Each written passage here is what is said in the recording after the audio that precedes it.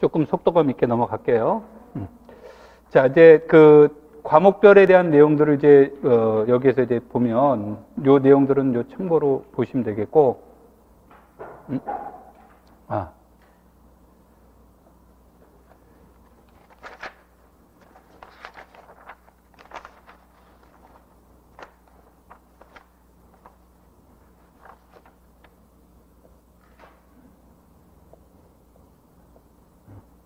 보면서 이제 과목별로 좀 디테일하게 넘어갈게요.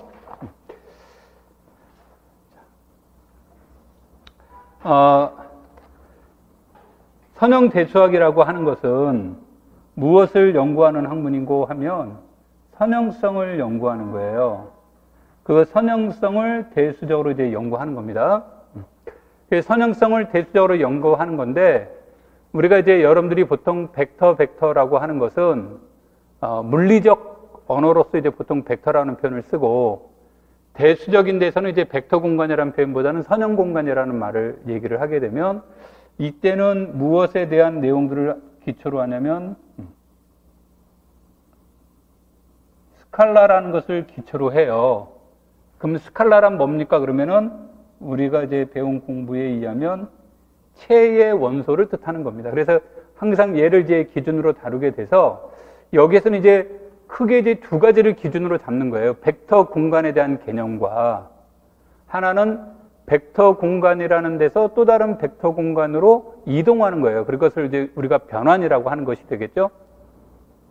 그런데 이때 그것을 선형 변환이라고 하는 건데 어떤 형태로 되냐면 1차로 변환되는 것을 말해요.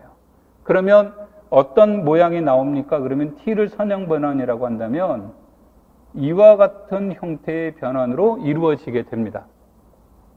이와 같이. 그런데 선형 변환의 특징 중에 하나는, 선형대수 시간이 아니니까 그냥 말로만 이렇게 간단히 얘기하면, 선형 변환의 그 특징은 모든 0벡터는 반드시 0벡터로 가게 되어 있어요. 그러면 이때 이 램다라고 하는 것이 바로 T의 성질을 나타내는 거예요. T의 성질을 나타내는 건데, 이게 이제 영어로는 캐릭터리스틱인데, 우리가 이제 보통 영어로 다 얘기를 하는데, 이 캐릭터리스틱이라는 말이 어디에서 나오냐면 오일러의 표수라는 데서도 그게 캐릭터고, 또 대수에서도 표수라는 개념이 캐릭터예요. 그러니까 언어가 어떻게 됩니까? 겹쳐지는 경향이 있죠. 그래서 그 외국 사람들은 겹쳐지는 걸 되게 싫어한다고 합니다.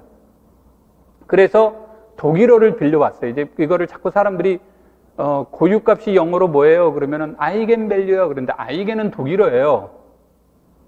밸류는 영어고, 이계국어를 쓰는 거죠. 그래서 이제 이걸 이제 독일어로 빌려오다 보니까 이제 그래서 아이겐이라는 말을 써서 우리가 고유값 이런 뜻을 얘기하는 거고, 아까 내가 말한 것은 성질이라고 그랬죠. 그래서 선형 변환의 고유한 성질이 무엇입니까를 알아보는 것이 꼭 T를 이해하는 것과 뭐가 돼요?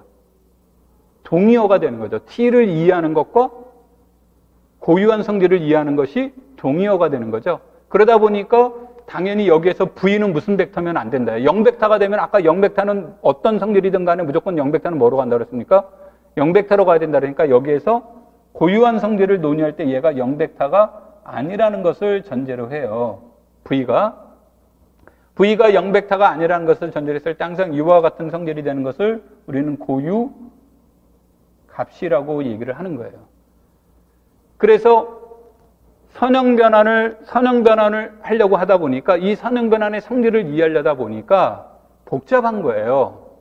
그럼 복잡하니까 수학하는 사람들은 굉장히 게으르죠? 대답이 없어요? 세상에서 제일 게으른 사람 중에 하나가 공대생이고, 왜요? 그러면 얼마나 게으르면 점점 손 하나 까딱하지 않아도 되는 물건을 개발하겠습니까? 일하기 싫으니까, 그렇죠? 틀린 말인가? 자, 나는 그렇게 얘기합니다. 다시. 그래서 이 T라는 것이 이해하기 어렵다 보니까, 계산하기 복잡하니까 간결하게 하고 싶은 거예요. 그래서 바꾼 게 뭐예요? 선형 변환을 네 자로 뭐라고 하죠? 선형 변환을 두 자로 뭐라고 하죠? 그랬더니 또 선변 그러지 마십시오. 행렬이에요. 행렬은 내자라고 뭐라고 하죠? 그랬더니 매트릭스 그러더라고. 행렬은 내자로 선형변환이에요. 그러니까 선형변환과 무엇은 동의어다? 행렬은 동의어가 되는 거예요. 오케이? 그러면 행렬의 고부의 뜻은 뭡니까? 선형변환의 합성이에요. 행렬의 합은 무엇입니까? 선형변환에 대한 함수 값의 합이에요. 자, 그래서 선형변환 t를 행렬로 바꾸고 행렬을 선형변환의 의미로 이렇게 같이 해석하는 거예요. 그러면 우리가 함수를 표현하는 방법은 크게 두 가지가 있어요. 크게 두 가지가 있는데 어떻게 함수를 표현하는 방법이 있냐면 이렇게 표현하는 방법이 있고 그 다음에 함수를 표현하는 방법은 이렇게 표현하는 방법이 있어요. 여러분 첫 번째가 친합니까? 두 번째가 친합니까? 첫 번째죠. 그래서 이것을 x가 오른쪽에 있다 그래서 우측표기법이라고 합니다. 이거 몰라도 되는데 하여간 우측표기법이라고 하고 두 번째를 좌측표기법이라고 하는데 좌측표기법을 쓰는 사람들은 좋은 건 뭐냐면 함수의 합성을 하면 우리가 g.fx 이렇게 표현을 쓰면 이렇게 가는 거잖아요. 그런데 xf.g를 하면 이렇게 가서 그냥 바로바로 한다 그래서 이제 이것을 선호하는 사람들이 있고 우리 글씨 쓸 때 이렇게 안 쓰고 이렇게 쓰잖아요. 그래서 좌측표기법이 좋다라고 하시는 분들이 있는데 대세에 밀려서 그냥 전부 다 우린 통상적으로 뭐를 써요? 우측표기법을 쓰는데 왜 이 말을 여기서 합니까? 그러면 이유는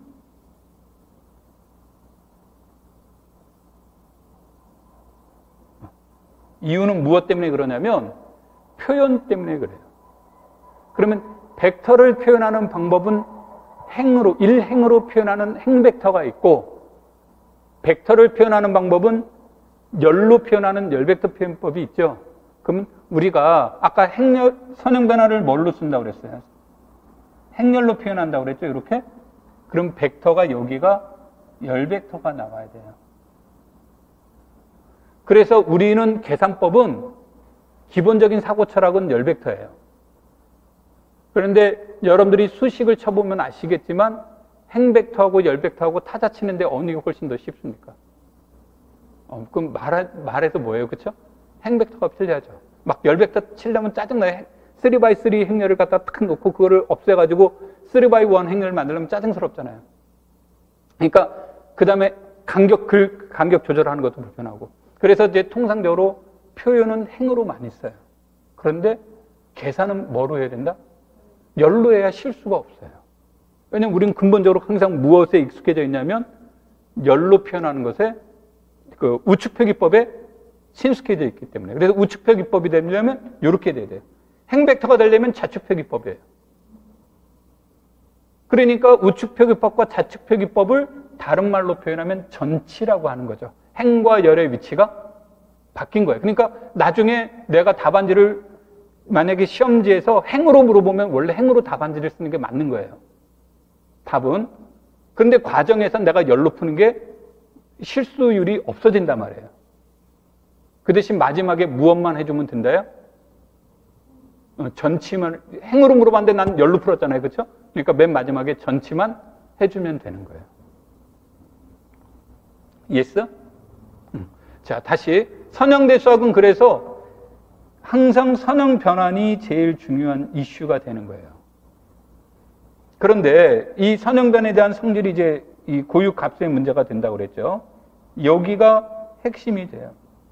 근데 이 문제를 논의를 하다 보면 무엇에 관해서도 우리가 이제 물어볼 수 있냐면, 자, 그러면은 선형 변환이 동형일 수도 있잖아요. 즉, 선형 변환이 1:1 대응이면 동형 변환이라고 하는데, 즉 1:1 대응이라는 것은 함수적 입장에서 무슨 함수가 존재하는 거예요? 역함수가 존재하는 거죠. 그런데 역함수가 존재하는지 안 하는지 다 구하려더니 너무 스트레스 받는 거예요. 그래서 빨리 표현하는 방법 없을까? 그게 판별식이죠.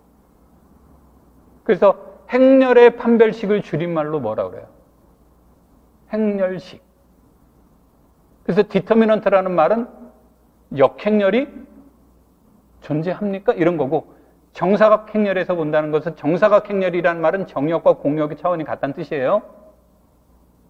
그러면은 이게 동형변환입니까? 그러면 역변환이 존재된다는 뜻인 거고, 그 말은 무슨 행렬이 존재한다? 역행렬이 존재한다. 그럼 T의 역변환을 구하시오라는 말은 행렬 A에 뭘 구하라는 뜻이 되는 거예요. 역행렬을, 아까 내가 T와 A는 같은 거다 그런다고 그랬죠. 행렬과 변환은. 그러니까 A의 무엇을 구하라는 문제가 된다? 역행렬을 구하라는 문제가 되는 겁니다. 그래서 디터미넌트라는 뜻은 크게 두 가지 뜻이 있는데, 하나는 뭐가 되냐면 벡터 공간의 관점에서 기본적으로 얘가 1차 독립이냐 아니냐를 평가하는데 그 디터미넌트가 이용이 돼요. 이용이 되는데, 디터미넌트를 이용하려면 근본적으로 정사각행렬이어야 돼요. 그럼 정사각행렬이 아니래도 1대1 대응이, 그 독립성을 논의할 수 있단 말이에요. 그러니까 그 행렬의 사이즈에 관계없이 독립성을 논의하는 건 랭크고, 그 다음에 정사각형에서는 랭크가 더 좋으냐 아니면 행렬식이 좋으냐 그래서 행렬식을 이용하는 경우도 있는데, 보통 학교 수학은 행렬식을 이용을 해서 랭크와 관련돼서 이제 1차 독립인지 아닌지를 체크를 합니다. 그런데 디터미넌트는 그런 의미가 아니라 아까도 말했듯이 역행렬의 의미가 돼요. 그런데 그럼 역행렬은 어떻게 구할래? 그때 역행렬을 구하는 핵심 이론 중에 하나가 무슨 행렬? 수반행렬이 이제 역행렬을 구하는 핵심 이론이 돼요. 그래서 이런 것들이 이제 우리가 시험에 많이 나오는 거예요. 얘가 이제 주가 되는 거예요. 주가 되는데, 아까도 얘기했듯이 이론은 정해졌다고 그랬죠. 이론은 정해져 있는데, 선형 대수에는 일반적으로 무슨 개념은 없냐면 방향 개념은 없어요. 방향 개념은 없는데 거기에 방향 개념을 넣은 거예요. 그것을 갖다 우리는 내적 공간이라는 말로 쓰는 거죠. 그럼 이제 내적 공간이 넘어가면서 우리가 유클리드식으로 표현한다면 수직성을 논의해 줄 수가 있는 거죠. 그러면은 우리가 좌표계를 그리는데, 이렇게 생긴 좌표계하고 이렇게 생긴 좌표계하고 어느 게 더 우리한테 훨씬 더 편안합니까? 좌표계를 표현하는 게. 이게 편안하죠. 그러니까 이런 좌표계를 이런 좌표계로 바꾸고 싶은 거예요. 좌표계를 무슨 좌표계로? 직교 좌표계로 바꾸려고 하는 거예요. 이 말은 가계 개념이 있을 때 쓰는 거예요. 그러니까 이런 것을 얘기하는 것에 대한 내용의 핵심 이론이 바로 뭐예요? 정사형이에요. 그러면은 이런 것들을 얘기를 할 때 이것이 주어지면 선형 변환에서는 일반적으로 면적은 보존되지 않아요. 면적은 보존되지 않는데, 그것의 의미도 이제 나중에 또 행렬식과도 연결이 됩니다만, 일반적으로 그럼 얘네들에 대한 문제들 중에서 그러면은 벡터의 크기는 변합니까? 안 변합니까? 그럼 선형 변화는 변할 수가 있어요. 무엇에 따라서? 램다의 사이즈에 따라서 변화될 수 있단 말이에요. 그러면은 크기도 변하지 않는 것이 무엇일까요? 크기도 변하지 않으면서 얘네들의 문제를 얘네들의 문제로 바꾸고 싶은 거예요.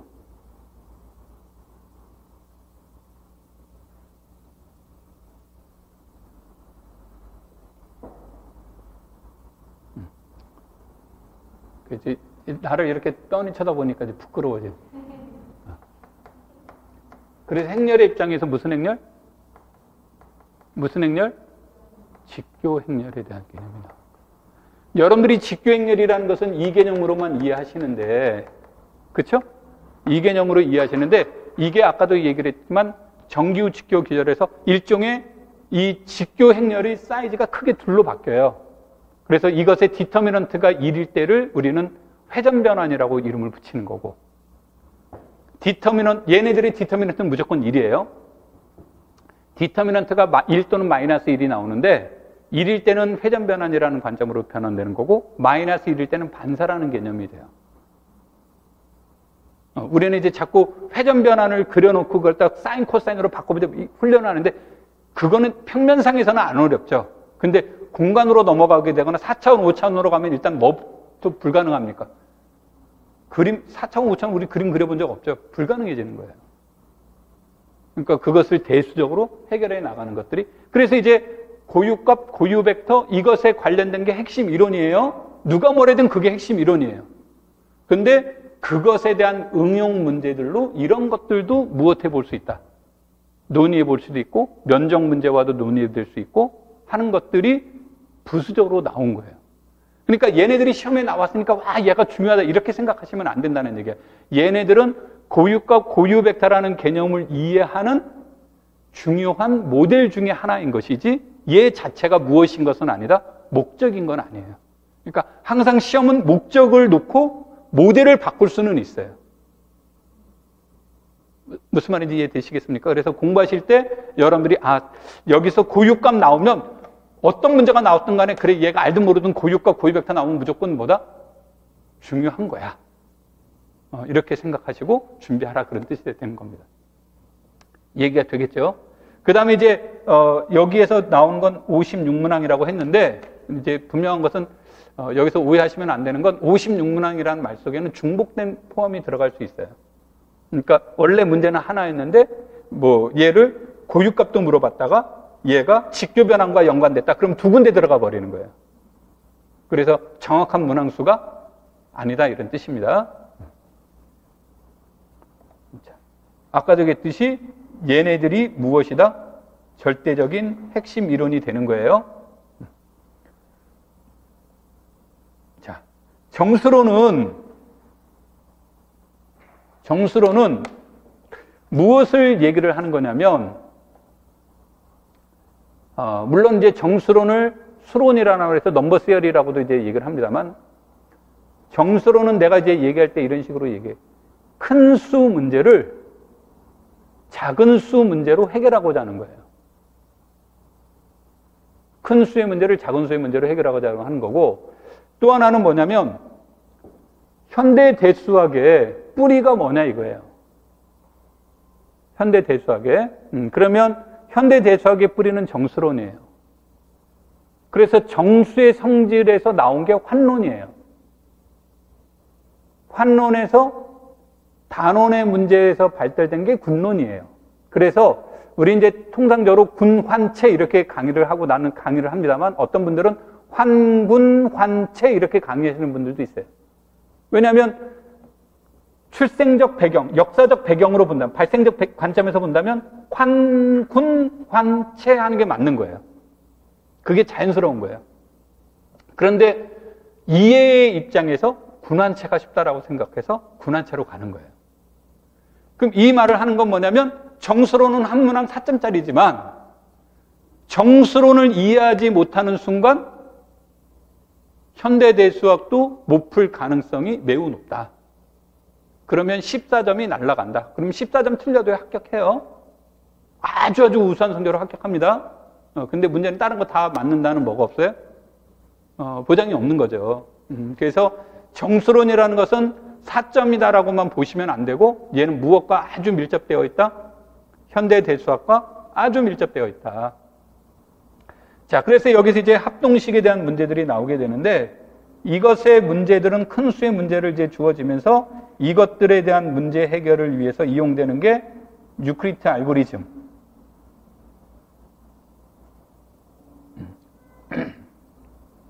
중국인의 나머지 정리, 오일러의 함수, 오일러의 정리, 위수. 요 지금 노란색으로 표시한 거는 거짓말 조금 못해서 매년 나온다. 이렇게 보시면 돼요. 이것들이 다 나올 수도 있고 이것들 중에 두세 개가 나올 수 있고 물론 이제 이것 이외에도 뭐 최근에 시험 문제 많이 나온 게 2차 합동식의 해의 존재성, 르장드리 기호가 최근에 몇 년 동안 많이 출제는 됐어요. 많이 출제되기는 했지만 여하튼 합동식이 핵심 이론이고 이 문제를 푸는데 우리가 절대 놓치면 안 되는 것. 지금 밑줄 친 요 노란색으로 칠한 부분들은 이거 모르면 그냥 정수론 끝났다. 이렇게 보시면 돼요. 그리고 다른 과목에 달리 정수론은 한 과목에 한 문항이 나오는데 합동식 하나가 다 연결이 돼요. 그래서 이 합동식 문제 가지고 정수론 전체가 다 나오는 거예요. 그래서 매년 무슨 문제 중심으로 나온다고 생각하시면 되냐면 합동식 중심으로 이렇게 이제 여러분들이 공부하시면 됩니다. 군의 문제를 보시면 이제 나는 군의 문제에서 핵심 이론은 군의 구조다. 핵심 이론은 군의 구조인데 이때 이 군의 구조를 만드는 것이 무엇의 문제냐?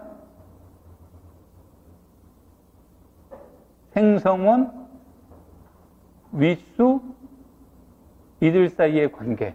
이런 세 가지가 이제 이 핵심이 되는 거예요. 그래서 여러분들이 이제 보통 내가 강의를 하다가 생성원 찾는 게 중요해 그러면 어떤 질문들을 하시냐면 순환군 뜻하는 거예요 라고. 순환군은 하나의 원소에 의해서 생성된다는 뜻인 거고 모든 군은 생성원이 있어요. 단지 하나로 생성하느냐 안 하는 못하느냐의 차이인 거예요. 무조건 뭐는 있다요? 생성원은 있어요.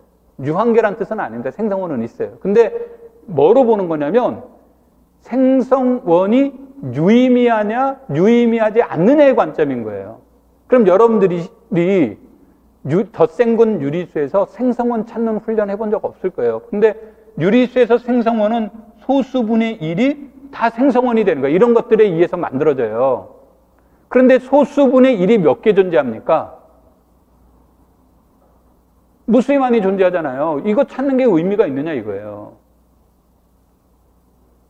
그래서 관심을 안 갖는 거예요. 그러니까 이때 생성원이 유한계일 때 유의미한 거고 생성원의 관계를 찾는 게 유의미하고 이 생성원들 사이에 교환법칙이 성립하면 가황분인 거고 교환법칙이 성립하지 않는 게 발생하면 비가황분이 되는 거고 하나에 의해서 생성된 순환군이 되는 거예요.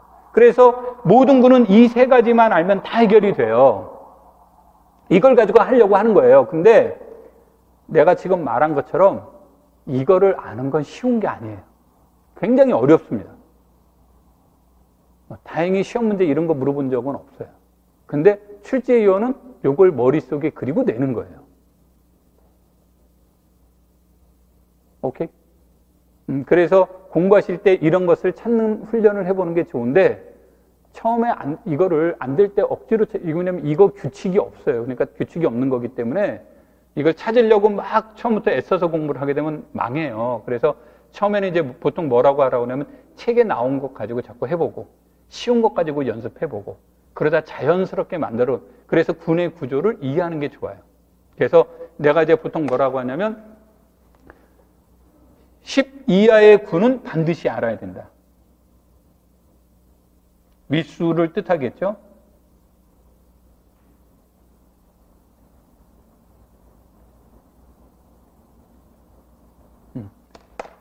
윗수가 10 이하인 군의 구조는 반드시 다 외워둬야 된다. 이해한다가 아니에요. 이제 내가 예전에 이런 거 알아두면 좋아요 그랬더니 순하게 말해서 무조건 외워둬야 돼요. 그 다음에 P는 무조건 여기서 내가 소수를 뜻하는 겁니다. 그러니까 2의 제곱 4, 3의 제곱 9, 뭐 5의 제곱 이런 것처럼 윗수가 P의 제곱인 군의 구조도 알아둬야 되고요. 윗수가 2 곱하기 P인 구조도 알아야 되는데 여기서 유의점은 P는 홀수인 소수예요. 2 곱하기 P 할 때 P는 뭐다? 꼭 그거 쓰셔야, 나중에 이행라 그러는데 그냥 소수라고 그랬, 분명히 내가 홀수인 소수라고 했어요. 홀수인 소수의 군의 구조를 알아야 돼요. 그 다음에 여기에 하나가 첨가가 된다면 뭐예요? 하나 더 첨가시키면 무슨 군? 무슨 군? 대칭군이에요. 그러니까 얘네들은 머릿속에서 딱 정리가 되어야 돼요. 그러면 그냥 군론은 아무리 어렵게 나와도 그냥 저절로 맞히게 되어 있어요. 여기서. 그래서 우리가 여러분들이 이제 공부하실 때 이런 것 중심으로 이제 공부를 하시는 게 좋습니다. 근데 아까도 얘기했듯이 막 내가 기본 개념이 안 되는데 처음부터 이걸 찾으려고 하면 진짜 스트레스 받아서 못해요. 뭐 이행내 말 듣다가 진짜 내가 뭐 제명에 못 살지 이렇게 나와요. 그러니까 처음에는 책에 있는 것, 이제 기본 개념 공부할 때는 이것저것 생각하시지 말고 책에 있는 무엇대로 순서대로 공부하셨다가 한 바퀴 돌고 나서 그 다음부터 생각하는 거예요. 내가 어느 정도 쌓여 있어야 이걸 생각할 수 있는 거예요. 오케이? 그렇지만 목적지는 분명히 어디로 가야 된다? 여기로 가는 거예요. 그러면 동형사상의 개수는 어떻게 찾아요? 이거 알면 저절로 이렇게 돼요. 오케이? 뭐 준동형사상 어떻게 찾아요? 저절로. 다 저절로 돼요. 저절로. 그랬더니 누가 그러더라고. 한자로는 뭐라고 해요? 헐 그러더라고. 그런데 다 됩니다. 그 이해하는 게 제일 중요한 거예요. 자, 여기에서는 이제 말이 많아져서 뭐 우리가 얘기를 할 수는 없는데,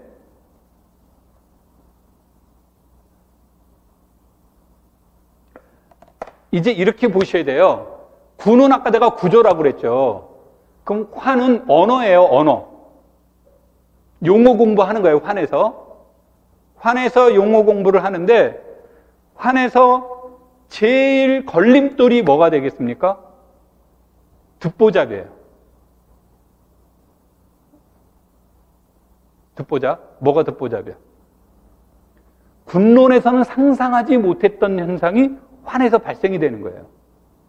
그럼 군은 연산자가 보통 이항연산자가 몇 개 있죠? 하나가 있는데 환에서는 이항연산자가 2개 있다 보니까 하나 했을 때 상상도 못했던 문제가 발생이 돼요. 그게 바로 영인자예요. 영인자. 그러니까 여기다가 그릴게요. 환에서의 가장 큰 걸림돌은 뭐냐면 영인자 문제예요. 영인자. 영인자 문제가 왜 문제가 됩니까? 그러면 얘가 심각한 무슨 문제를 발생이 되냐면, 영이 아닌 두수의 곱을 곱했다니 영이에요. 그것은 언어적인 의미고, 얘로 인해서 발생되는 문제가 무슨 문제? 유일성 문제가 발생이 되는 거예요. 그러니까 우리는 학교 다닐 때 이러잖아요. 이 x는 4 그랬어요. 그러면 당연히 x는 얼마? 그러면 2요 이렇게 나오잖아요. 그런데 얘가 모듈러 6 그러면 x는 1도 되지만 x는 몇 도 돼요? x는 참 2도 되지만 x는 몇 도 돼요? 5도 되는 거예요. 몇 차 방정식이에요? 1차 방정식인데 중학교 때 1차 방정식은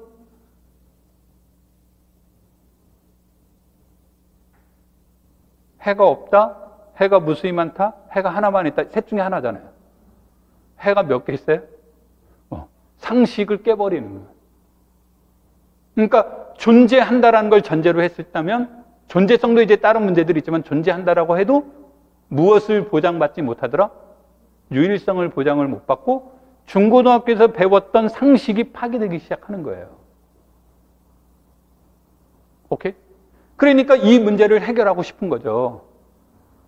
그래서 이 문제를 해결하면서 나온 게 짜잔 하고 나온 게 바로 뭐예요? 나는 아니지롱 하고 나온 게 뭐예요? 바로 무슨 개념? 정역. 정역은 영어로 인테그랄 도메인. 내가 옛날에 인테그랄 도메인이라고 그랬더니 그 영문과 다니던 친구가 이 무식한 놈이라고 그래서, 왜 그랬더니 인티그럴 그렇게 하라고 그래서 잘났다 그랬지. 그러면 Z를 G라고 하냐 그랬더니 그거는 안 해 그러더라고. 그래서 자, 내가 왜 뜬금없이 영어 얘기를 했냐면 정역이 대표적인 정수 개념이에요.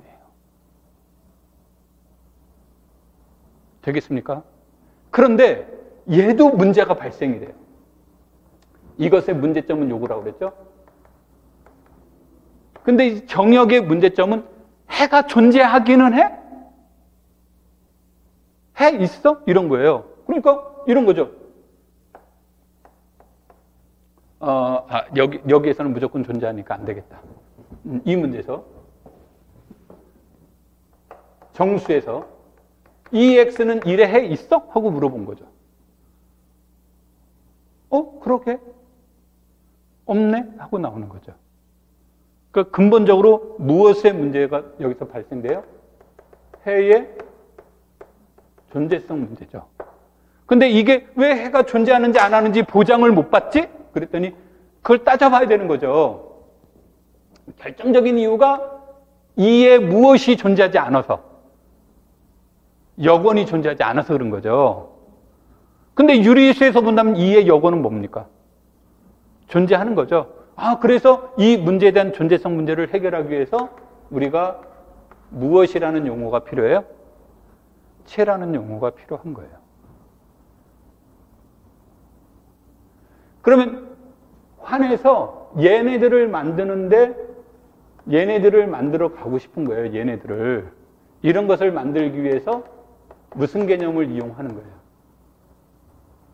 EDR이라는 개념이 요구가 돼요. 그래서 물론 이게 지금 전체 수업이 아니니까 간단하게만 얘기를 하면 그러면서 극대 극소 이데알, 여기서는 극소 이데알, 요즘 참 극소란 단어 안 쓰지, 소 이데알, 프라임 아이디얼과 맥시멀 아이디얼이 필요한 거예요. 이런 개념들이 이제 도입이 돼요. 오케이? 체가 되니까 이 여기에서부터 분해서 여기로 왔을 때 제일 스트레스 받는 게 연산자가 1개에서 몇 개로 늘어났어요? 2개로 늘어났죠? 얘에서 얘로 오면서 무슨 문제가 발생이 돼요? 여러분 보통 체에서 많은 사람들이 체부터 체했다는 사람들이 많죠. 왜요? Why? 체가 오면서 제일 힘들어졌던 게 뭐냐면 연산자 이제 문제 해결을 해서 가까스로 그땐 얘가 딱 오는 순간 얘는 두 얼굴을 갖기 시작해요. 두 얼굴을 갖는데 하나는 얘가 벡터도 됐다가 나갈 때는 집에서 안녕 하고 나갈 때는 분명히 벡터였어. 그리고 딱 현관문에서 봤더니 얘가 체로 변신했어. 엘리베이터를 탔더니 다시 벡터가 돼. 순간순간 상황에 따라 얘는 벡터도 됐다가 얘는 뭐도 되는 거예요. 스칼라도 됐다, 체도 됐다. 동시에 만족이 돼요. 그러니까 이거를 이해하는 것이 되는 거예요. 어려운 거예요. 그러면서 이제 벡터가 된다는 얘기는 벡터 공간에 대한 문제가 나오는데 공간이 나오니까 그 다음에 공간을 무엇하고 싶어요? 저는 안 하고 싶은데 공간을 확장하고 싶은 거죠. 인간의 마음이, 그렇죠? 공간을 확장하면서 나온 게 바로 우리가 그것을 무슨 체라고 불러요? 확대체라고 부르는 거예요.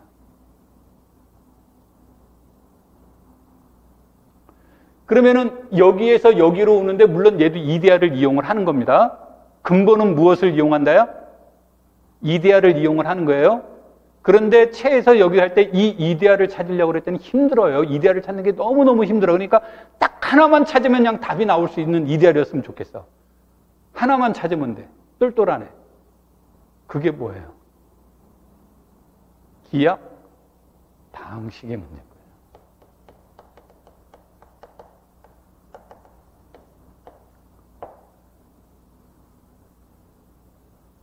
그럼 이제 이때부터 이름이 붙여지기 시작하는 거예요. 얘 무엇에 의해서 특징에 대한 이름들이 붙여지기 시작하는 거예요. 그건 뒤에 가서 이제 얘기가 되는 거예요.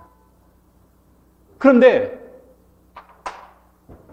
출제하는 사람 입장에서, 여러분 입장이 아니야. 여러분 입장은 이만큼도 없어. 1도 없어. 출제하는 사람 입장에서 딱 봤더니 얘가 너무너무 사랑스러운 거예요. 왜? 얘를 봤더니 얘 안에는 환의 얼굴이 있어요. 얘 안에는 체의 성질이 있어요. 그것만 있어? 얘 안에는 분해도 있어요. 일타 전문 용어로 뭐야? 삼피야. 출제하는 사람 입장에서는 얼마나 사랑스럽습니까? 그렇죠? 그래서 이런 것들에 대한 내용이 강조가 되는 거예요. 출제위원 입장에서는 너무너무 좋은 거예요. 그러면서 이제 또 얘네들이 난이도 조절하는 데도 어떻습니까? 아주 좋고. 그리고 원분 확대체니 갈로아 확대체니 이런 것들은 뒷얘기들이에요. 그러니까 여러분들이 공부하실 때 여기서 지금 내가 아주 간단하게, 그래서 첫 번째로는 무엇부터 해결해야 되냐면 영인자부터 해결해야 되죠. 그래서 옛날에는 영인자만 알아도 막 박수 쳤어. 너 영인자 어떻게 하니? 그랬어요. 요즘은 영인자 어떻게 하니? 그럼 맞죠. 어디 가서 한대. 그래서 이런 문제들을 해결해 나가는 과정이 환론이고, 이것을 확장시키는 과정까지를 환론이라고 해요. 여기까지를 환론이라고 하는 거예요. 여기까지를. 이것을 체론이라고 하는 거예요. 오케이? 그래서 시험에서 군, 환, 체 그랬는데 과거에는 여기에서 시험 문제가 제일 많이 나왔어요. 여기서 역대 시험 문제가 제일 많이 나왔어요. 최근에도 나오고 있고. 그런데 최근에는 이제 요거와 요거를 중심으로 출제가 많이 되고 있는 거예요. 그래서 그러한 관점을 가지고 여러분들이 공부를 하실 때 왜 저런 얘기들을 하냐면 시험 문제 뭐가 많이 나왔어요? 자료에서 나오는데 보면 이런 게 많이 나왔구나. 그걸 말하려고 하는 게 아니라 우리 글 읽을 수 있잖아요. 그렇죠? 글 읽는 거 얘기하려고 하는 게 아니라 관점이 어떻게 변화되고 있고 이런 게 그래서 시험에 나오는 거예요. 그 시험에 나오는 이유를 알면 이제 학교 다닐 때 이런 애들 있잖아요. 맨날 노는 것 같은 시험 보면 잘 보는 애들 있죠. 그렇죠? 뭐 이모 씨라고 있어요. 애들 되게 싫어했어요. 맨날 노는데 지네들하고 같이 당구 쳤는데 시험 보면 잘 봐. 그리고 맨날 뭐라고 하냐면 내가 오늘 당구비 대줄 테니까 너 네가 시험 문제 찍어줘. 그러면 야, 그거 어떻게 찍어주냐? 그러면은 1시간에 10개, 2시간에 20개 이렇게 찍어주지, 이렇게. 또 지 잘난 척하고 있죠. 근데 이제 그 얘기들을 하는 건 뭐냐면 흐름을 알면 시험 문제가 보이는 거예요. 시험 문제를 보고 흐름을 아는 게 아니라 우리가 이 과목의 성격이 뭐고 얘가 무엇을 하는 데인지를 알면 출제하는 분도 똑같은 거예요. 그런데 출제하는 분이 여러분들한테 시험 볼 때 이런 시험이 아니란 말이에요. 너 떨어뜨리게 할 거야. 그래가지고 니네들 못 보게 할 거야. 그래가지고 어디에서 어디 숨었니? 그런 문제를 내는 게 아니에요. 출제위원들이. 그래서 여러분들 할 때 이분들이 실제로 보름이지만 실제로는 일주일밖에 안 돼요. 시험 문제를 내는데. 그래서 평상시 중요하게 생각하는 데서 나오는 거예요. 단지 난이도는 좀 달라질 수 있겠죠? 그런 데서 여러분들이 공부하실 때 보시면 됩니다. 자, 그 다음에 여기에서 내용이 지금 뭐 빠져 있는 것 같은데 앞으로 잠깐 넘어갈게요. 빠져 있는 것 같은 거 빠뜨리면 안 되니까 해석학 얘기로 이제 잠깐 넘어갈게요.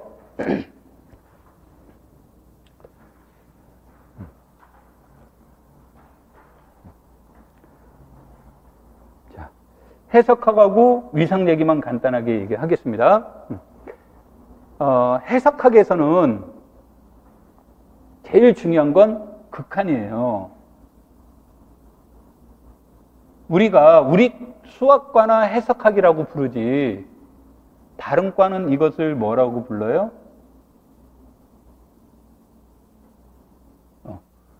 어널리시스를 분석이라고 번역하지 해석이라고 번역하지 않는단 말이에요.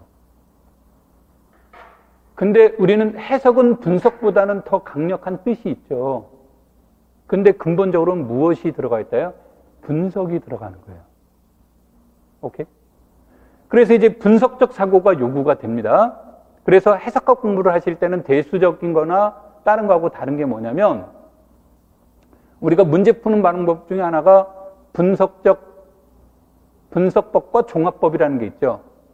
그러면은 분석적 사고를 한다는 얘기는 분석법을 따르는 거예요. 그러면은 분석법은 결과가 이미 나왔다라고 가정하고 최초에 주어진 조건으로 가기 위해서 필요 조건을 찾아내 나가는 과정이죠. 예스? 그러면은 그 역의 과정으로 가는 거란 말이에요. 그래서 해석학은 여러분들이 아마 고등학교 때 막 수학 좋아했다가 대학 가서 처음 좌절감을 느끼는 데가 해석학인 이유가 그거예요. 생각하는 방법이 뭐가 되기 때문에 뒤바뀌어서. 그래서 해석학은 분석적 사고에서 시작을 하는 거예요. 항상. 그러면서 이제 그것의 모든 이론의 근본은 무슨 개념이다? 극한이에요. 다 들어가 있어요. 다 들어가 있는데 우리 눈에 우리가 못 느끼는 거예요. 언제부터 너무 자연스럽게 쓰고 있어서. 그래서 이제 극한에 대한 개념이 넘어가고, 그래서 이것에 대한 무엇이 중요한 거다? 이제 여기서는 조금 더 줄여서 본다면 수열의 수렴의 무엇에 대한 문제? 판정법이 핵심 이론이 돼요. 첫 번째. 내가 고등학교하고 달라요. 고등학교는 수열의 극한값 구하는데 초점을 줍니다. 근데 해석학에서는 극한값 구하는데 별로 관심 없어요. 뭐예요? 수렴하는지 발산하는지를 무엇한다? 판정하는 법이에요. 그러니까 법이 중요한 거예요. 민법이냐 형법이냐 뭐 이런 식인 거예요. 그러면은 이것을 수열을 판정하는 방법이, 그래서 우리가 보통 학교 다닐 때 데피니션 말고요. 뭐를 배웁니까? 코시열,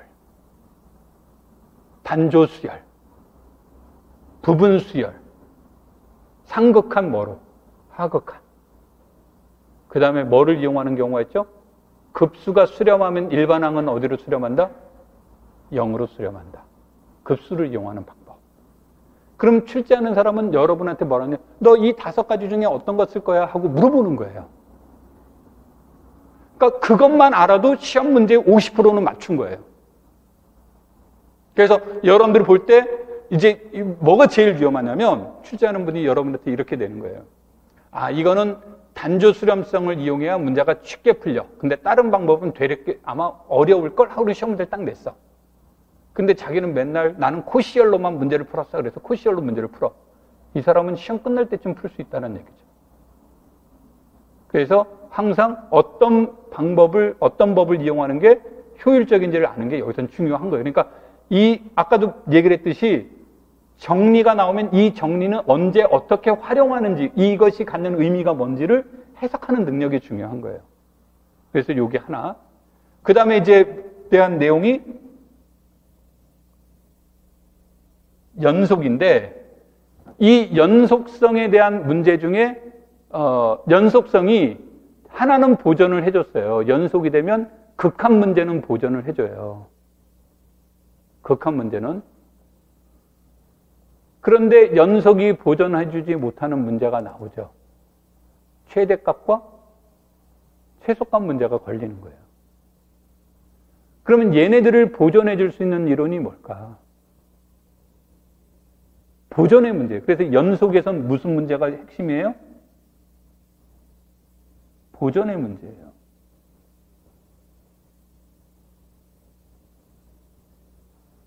무슨 이론일까요? 보전의 문제가? 균등 연속의 문제예요.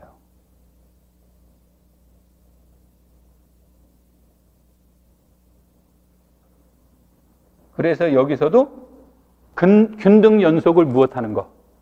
판정하는 방법들이 중요한 거예요. 자, 그 다음에 미분은 무엇을 하려고 나온 거죠? 미분 왜 하죠? 미분은 디퍼런셜이에요? 드라이브드 펑션이에요? 미분을 하면 사람들이 자꾸 오해하는 게 드라이브드 펑션으로 오해하시면 안 돼요. 그건 도함수예요. 미분은 디퍼런셜이에요. 그래서 이거 있죠? 그 코끼리 냉장고에 집어넣는 방법. 경찰 행정학과 얘에게 온갖 고문을 한다. 너는 개미다, 너는 개미다. 그래서 자백을 받아서 스스로 냉장고에 집어넣는 거죠. 별로 재미없나 보네. 신방과는 어떻게 해요? 나중에 미팅할 때 한번 써보세요. 신방과는 어떻게 하냐면 온갖 오버를 해요. 증거 1, 증거 2, 증거 3. 그래서 얘는 개미로 판정됐다. 그래서 얘가 정신착란을 일으켜서 냉장고에 들어가게 돼요. 공대, 코끼리를 집어넣을 만한 냉장고를 만들어요. 수학과는 코끼리를 미분한 다음에 냉장고 안에 들어가서 무엇한다? 적분하는 거예요. 그래서 미분, 적분 이렇게 나오죠. 내가 이제 조크를 했지만 미분의 의미는 잘게 써는 거죠. 그 잘게 써는 이유가 뭘까요? 오차를 줄이려고. 그러니까 미분의 의미는 근사값 문제예요. 그러니까 정확한 참값을 지금이야 계산기가 발달, 그러니까 지금으로 해석하시면 안 돼요. 참값을 구하기 어려우니까 참값의 최대한 무엇으로? 가까이 가기 위한 값을 얻는 거예요. 그것을 연구하는 게 무슨 개념? 미분의 개념이었던 거예요. 그럼 자연스러운 게 테일러의 정리?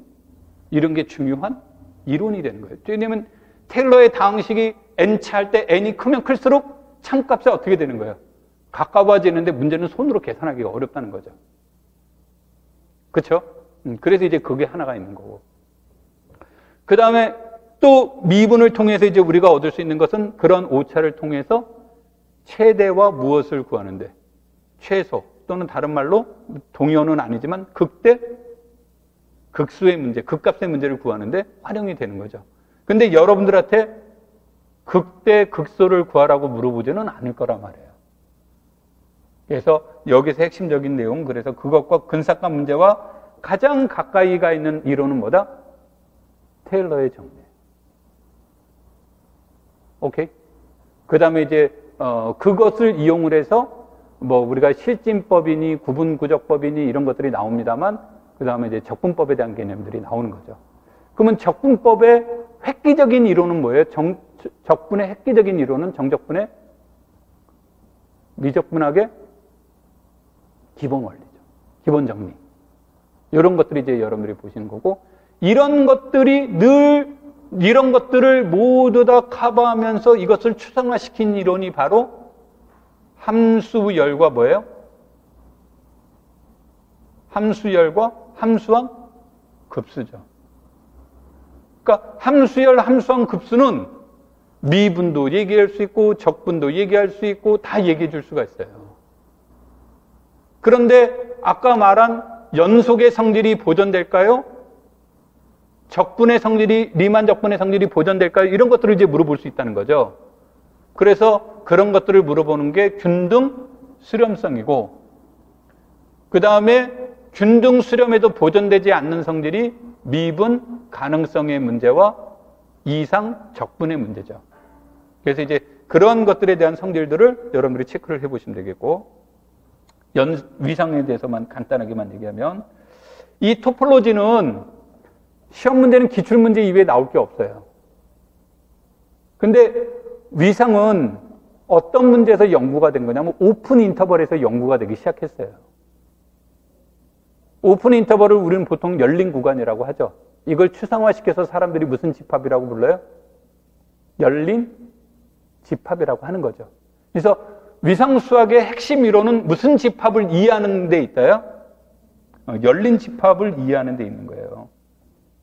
그러니까 열린 집합을 이해하고 기본 개념을 알면 위상의 99%는 풀렸다 이거예요. 1%는 내가 아까도 말했듯이 도망갈 것을 만들어 놓은 겁니다. 그러니까 뭐 거의 다 풀렸다라고 보셔도, 그러니까 출제하는 분들이 막 여러 가지를 물어본 것 같지만 실상은 무슨 개념이냐면 열린 집합이다. 그래서 2022년도 위상이 쉬웠던 것 중에 하나는 열린 집합을 가르쳐줘 버렸단 말이에요. 가르쳐주고 문제 풀라고 하니까 얼마나 쉽습니까? 그러니까 일반적으로는 잘 가르쳐주지 않아요. 분위기만, 냄새만 솔솔 풍겨놓고 여러분 보고 찾으라는 뜻, 열린 집합이 어떤 성질을 가지고 있나요를 여러분한테 물어보는데, 올해 시험 문제는 노골적으로 가르쳐줬단 말이에요. 그럼 시험 문제가 쉬워지는 거예요. 위상 못 풀었는데요? 그건 개념 공부를 안 해서 틀린 거예요. 그래서 위상에서는 일반적으로 열린 집합의 개념이 뭐다? 핵심 이론이에요. 이거를 이해하는 게 간단치가 않아요. 추상적이라서. 그래서 이제 여기가 에너지 소비를 제일 많이 해야 됩니다. 자, 시간상 관계상. 자, 내가 원래는 시간을 조금 더 하려고 했는데 여기까지 많이 왔는데 오래간만에 의자에 앉아 있으니까 막 허리가 아프죠. 자, 여기에서 이제 간단하게, 이게 이제 11번 문제만 이제 간단하게 보고 이제 넘어가서 보시면, 이제 여기에서 보시면 고유한 성질을 물어본 거라고 그랬잖아요. 그러면 여기에서 A, V는 얘를 V1이라고 표현해 볼게요. 그랬더니 얘는 뭐가 돼요? 2에, 2가 아니라 몇입니까? 4가 되는 건가요? 4의 V1이 되겠죠? 근데 V1은 0벡터 아니잖아요. 그쵸? 그래서 4가 무슨 값이에요? 고유값인 거죠. 얘를 봤더니 이것의 마이너스 몇 배가 됐어요? 2배가 됐죠. 그러니까 고유값은 4와 뭐가 돼요? 마이너스 2가 돼요. 그런데 이게 조금 더 고급스러우려면 이제 얘와 얘의 관계를 보는 거예요. 이때 얘네들을 우리가 고유 벡터라고 하는 건데, 이것의 고유값도 마이너스 2, 오른쪽의 고유값도 마이너스 2죠. 그런데 얘와 얘가 1차 독립입니까? 종속입니까? 봤더니 여기는 0이잖아요. 여기에다가 0배를 하지 않는 한은 절대 얘가 몇이 나올 수 없습니까? 0이 나올 수 없죠? 그러니까 오른쪽으로 왼쪽 못 만들고 왼쪽으로 오른쪽 못 만들죠. 그러니까 얘는 1차 독립이니까 얘는 2번 나오네. 그래서 중복도가 몇이다? 2가 되는 거예요. 오케이? 그러면은 얘네들은 고유 벡터는 서로 다른 고유 벡터는 항상 1차 독립이에요. 그러면은 이 문구에서 보시면 얘도 1차 독립이고 3차원 벡터 공간에서 n차원 벡터 공간에서 n개의 벡터가 1차 독립이면 얘는 기저가 돼요. 그러니까 여기에서 말하는 어디 갔습니까? 얘를 물어봤잖아요. 그럼 얘를 물어봤다라는 얘기는 행렬 A에 112를 했을 때 여기에 나온 무엇을 얘기하는 거예요? 여기 값을 얘기하는 거죠. 여기 값을 얘기하는 거죠. 그렇죠? 그럼 111은 이런 세 개의 무엇으로 표현해 줄 수 있다? 1차 결합으로 표현될 수 있다죠? 그걸 내가 별에로 놓는 거예요. 해설을 보시면. 그 다음에 얘네들은 이제 무슨 뜻도 되냐면, 이렇게 이제 풀이 과정은 여기서 생략하겠습니다. 얘네들의 관점은 이제 두 가지 관점으로 보는 거예요. 하나는 이제 또 무엇으로 볼 수 있냐면, A에 112, 마이너스 1, 0, 1, 110. 얘네들이 무엇에 대한 문제가 해줬더니 A의 111은 448로 갔죠. 그 다음에 마이너스 1, 0, 1은 20, 마이너스 2로 갔죠. 그 다음에 110은 마이너스 2, 마이너스 2, 0으로 갔단 말이에요. 그럼 얘가 정칙행렬이니까 아까 1차 독립이고 얘가 그래서 정칙행렬이 되니까 행렬 A는 뭐가 될 수 있겠어요?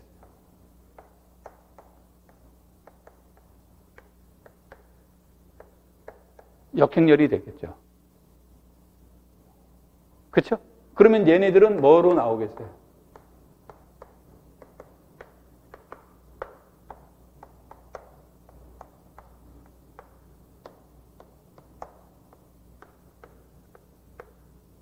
이렇게 얻어지겠죠? 그럼 요 값이 여기에서 말하는 A11 플러스 A12 플러스 A13 이렇게 구해지는 거예요. 근데 이제 아까 내가 별의 문제와 관련된 것 중에 차이점이 뭐냐면 이것의 단점은 몰라도 될 문제를 풀었다는 거예요. 우리는 무엇만 알면 되는 거예요. 이 문제를 푸는데. 요것만 알면 푸는 건 되겠죠.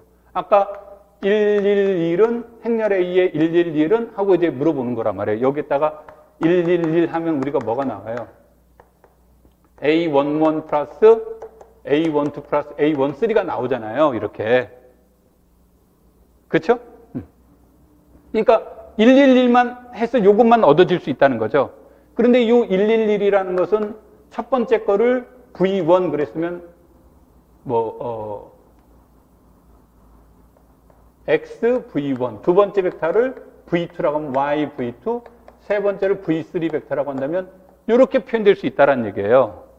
그러면 얘는 X의 저기서 말한 게 448 V1에 대한 Y의 20 마이너스 2 Z의 마이너스 2 이렇게 구해줄 수 있다는 거죠. 그럼 여기에 대한 내용으로 요거로 구해줄 수 있는데 이건 연립방정식으로 구해줄 수 있으니까 즉 요 놈이 무엇과 같은 거예요. 얘와 같으니까 얘 연립방정식으로 구해줄 수 있다는 거죠. 이해됐어요? 안 됐어요? V1이 112였으니까 첫 번째만 놓고 본다면 X 마이너스 Y 플러스 Z는 1 이런 거죠. 두 번째로 본다면 X 0 Z는 1 그 다음에 세 번째로 본다면 2X Y는 1 이렇게 나오는 거잖아요.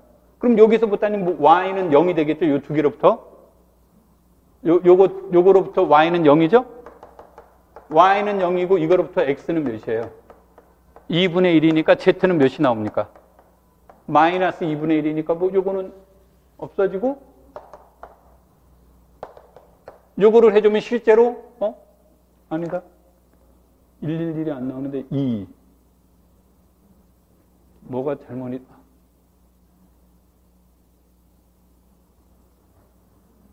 어디가 계산이 잘못됐지?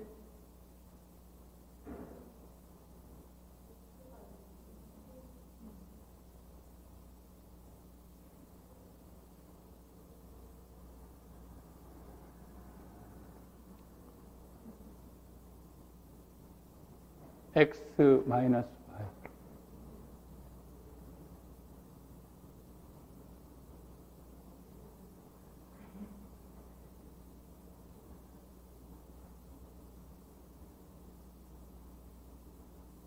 v1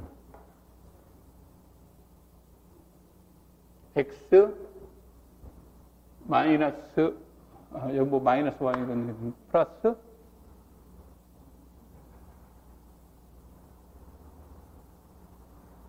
이거 계산 오류가 나왔는데 하여튼 뭐 계산 오류에 이거 시간 보내 하여튼 저런 식으로 이제 구해줄 수 있다야. 내가 왜 저거 안 쓰는지 알겠죠. 맨날 이거 계속 틀려. 난 이제 이걸로 구했는데 여하튼 간에 두 가지 방법이 있는데 이 문제는 이 방법이 더 효과적이에요. 이 방법이 더 효과적인데 왜 이걸로 답안지를 모음 답안을 이걸로 썼느냐 그러면 이걸로도 A를 다 구해줄 수 있다야.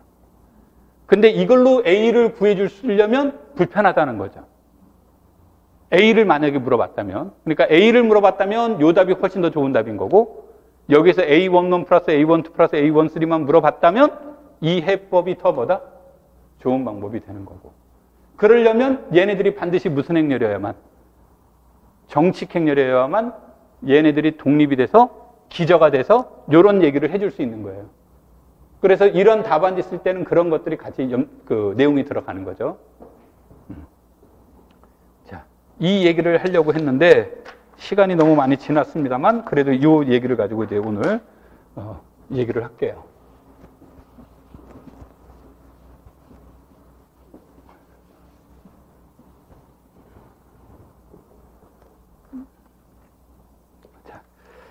자, 이 문제를 이제 보시면요. 필기를 생략하기 위해서 여기에서 봤더니 여기는 요거예요.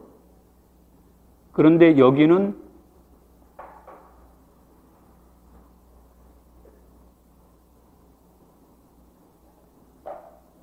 몇 차예요? 25. 그러면 이제 이 문제는 xn승의 1은 무슨 뜻이에요? 기하적으로 본다면?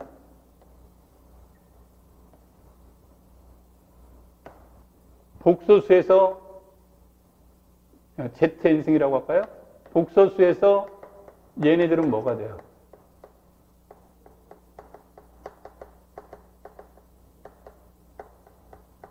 이것이 해가 되는 거죠. 주기가 2파이니까. 그쵸? 이것을 기하적으로 번역하면 무슨 뜻이에요? 단위원을 균등하게 몇 등분하라? n등분하라는 거예요. 그러면은 2의 75분의 2파이라는 말은 여기가 이렇게 주어진 것을 얘를 내가 크사이라고 써볼게요. 크사이가 주어졌어요. 그럼 크사이 제곱을 해주면 크기는 몇이에요? 1이니까 제곱을 해줘도 몇은 변하지 않아요. 크기는 변하지 않으니까 단위 원속에 있단 말이에요. 그러면 회전만 몇 번 해주는 거예요. 요게 세타였다면 제곱을 크사이 제곱을 해주면 여기는 이제 몇 세타가 되는 거예요. 이런 식인 거예요. 오케이? 그래서 이거를 75라는 문제가 나온 거예요. 75. 그러면 x의 75승 마이너스 1을 해주면 75는 3 곱하기 5의 뭐예요? 제곱이죠? 그쵸? 그러니까 얘는 x 3승의 25승 마이너스 1 이렇게 표현될 수 있죠. 그러면 얘는 x 3승 마이너스 1에 어쩌고 저쩌고 저쩌고 어쩌고 이렇게 인수분해가 되겠죠. 그럼 x 3승의 몇이에요? 근도 요 안에 들어가 있다라는 얘기죠. 요 문제가. 자, 그 다음에 두 번째, x3승 마이너스 2라는 문제가 나오죠. 그렇지? 요것에 라고 그러니까 x3승 마이너스 2의 문제가 나오죠. 그럼 이것도 x3승 마이너스 1의 문제예요. 그럼 x3승 마이너스 1의 문제인데, x3승 마이너스 1의 문제인데, 반지름만 몇으로 알아요? 2의 세제곱근이 되는 거예요. 그러면 반지름이 2의 세제곱근인 거예요. 2의 세제곱근. 이렇게 주어졌어요. 그러면 여기에서 얘를 2의 세제곱근인데 몇 등분해 준 거예요?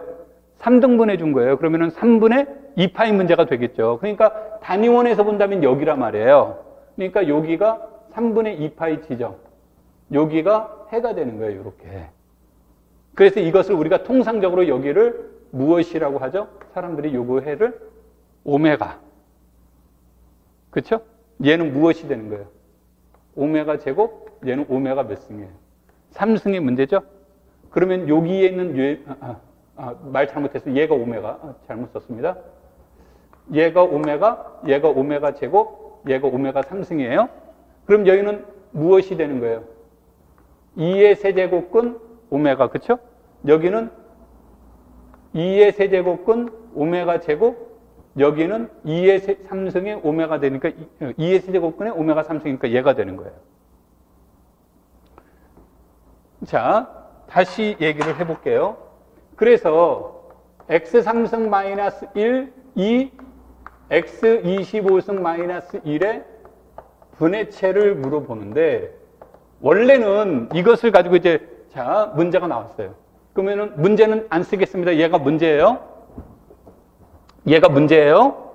그러면 이 내용을 하기 위해서 나올 때 무엇에 대한 내용을 해야 되냐면, 자, 아까 이제 여러분 거를 보시면,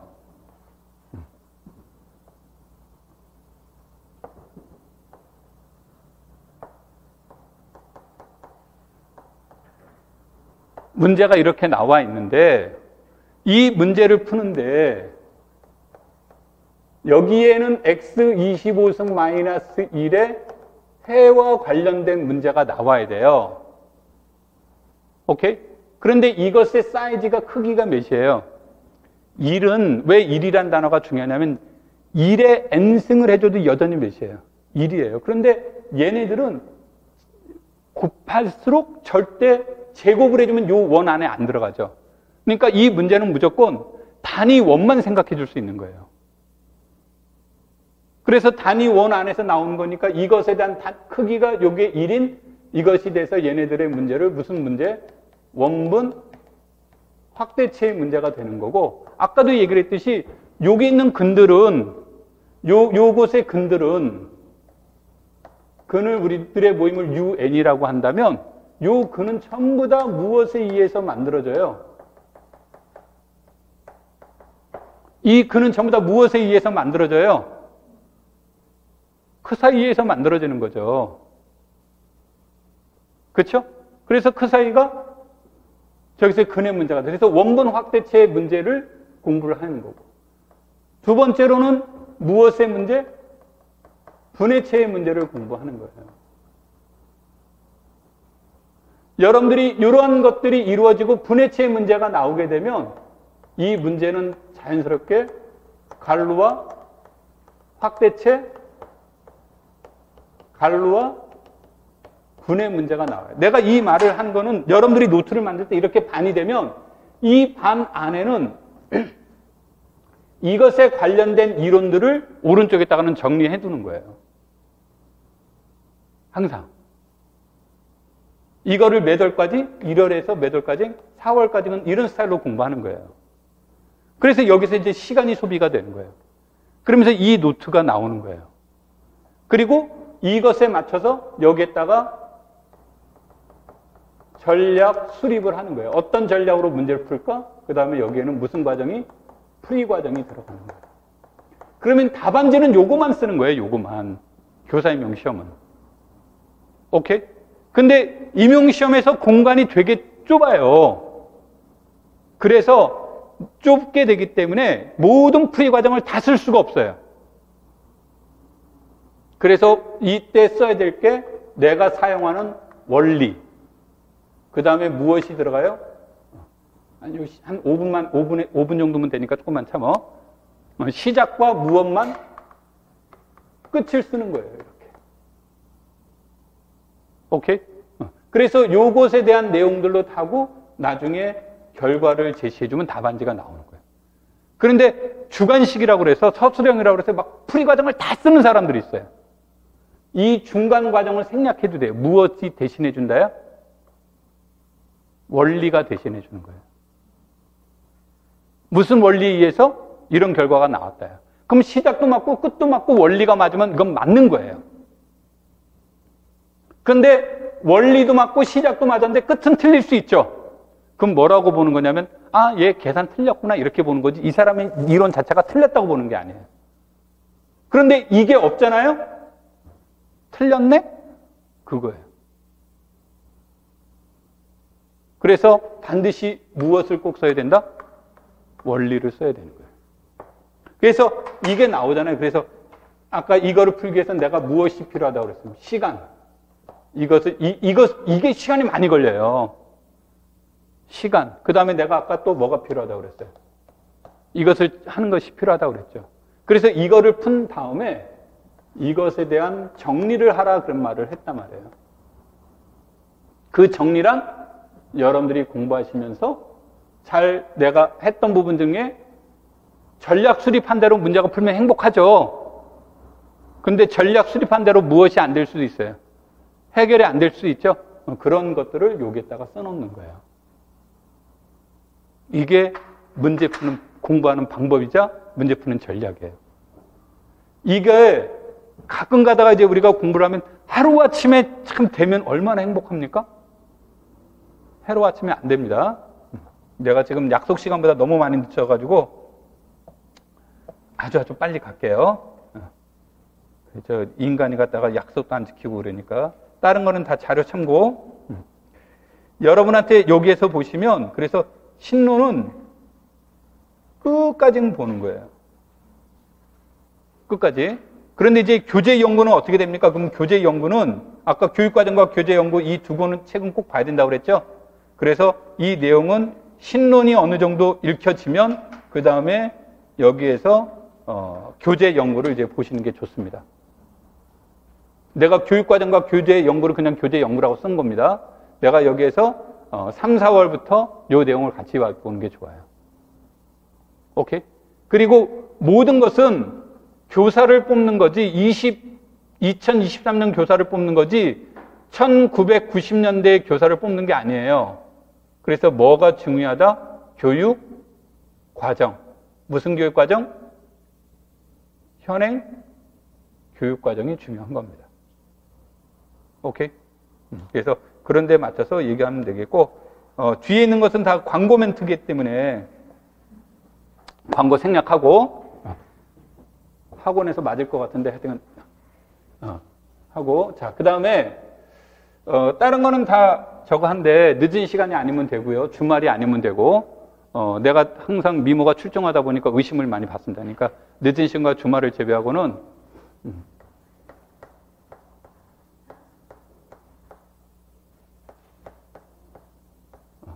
여기로 전화를 전화하시지 말고 카톡? 카톡이 제일 좋아요. 왜 카톡이 제일 좋냐면 첫 번째로는 내가 노출 빈도가 나한테 제일 많고 두 번째로는 내가 답변할 때 사진을 찍을 일이 있으면 사진을 찍어서 해도 되는데 다른 거는 이제 조금 불편한 점이 있습니다. 그리고 하고 학원 운영에 관련된 거라든지 정책에 관련된 거라든지 이건 내가 터치할 수가 없어요. 그러니까 그런 것들은 학원에 문의하시고 아니면 이제 공부하면서 아까 인간아 너가 너무 급하게 끝내서 질문할 게 있었는데 못했어 하는 것들이 있으면 요걸 하시면 되겠고 그 다음에 유튜브에 가서 좋아요, 구독 이런 거 많이 눌러주시면 내가 나 이런 얘기 원래 안 했거든. 그래서 작년에 1년 동안 유튜브를 안 했어요. 안 했더니 욕을 많이 먹어가지고 신이 안 나더라고. 왜냐하면 막 하는데 누구는 뭐 그 수다 떠는데 10만이 나오고 그러는데 나는 아무리 열심히 해도 뭐 얼마 안 나오고 그러니까 맥이 빠져가지고 그냥 지쳐가지고 저거 안 했었는데 올해 다시 시작을 할 겁니다. 그래서 올해가 아니라 1월부터 이제 시작을 할 텐데 그때 기출문제를 하는데 아까도 얘기했지만 카이 전공수학 그책 들어가서 2행 내에 카이 수학으로 들어가서 보시면 거기 안에서 다 여러분들이 볼 수가 있습니다. 그러니까 거기 가서 보시면 되겠고요. 오늘 내용은 요걸로 대신하도록 하겠습니다. 자, 너무 계획 시간보다 원래 내가 5시까지 하고 싶었는데 학원에서 너무 길다고 4시에 끝내 그래가지고 했는데 조금 길어졌습니다. 자, 수업은 여기로 대신하도록 하죠. 자, 수고했습니다.